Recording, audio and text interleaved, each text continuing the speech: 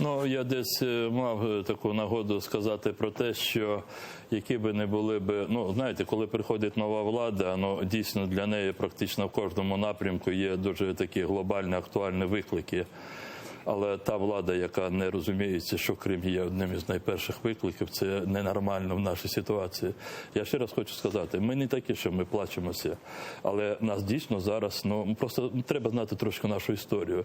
Це, можливо, один із останніх шансів для Росії, щоб нас знищити до кінця. Там нас зараз слухають люди в Криму.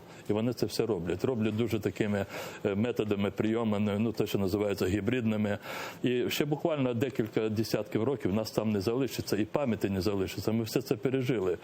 І тому ми намагалися це сказати. Я просто повторю те, що я говорив пану президенту при нашій зустрічі. Вона була одна лише.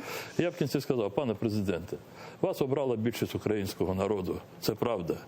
І ви просто маєте розуміти і виходити з того, що б там не відбувалося, вашу діяльність ми будемо оцінювати через кримську і кримсько-татарську призми. І якщо ми будемо оцінювати ваші дії такими, які наближують Крим до України, які відновлюють суверенітет, ми будемо перші, які будуть вас підтримувати просто безмежно. І це правда.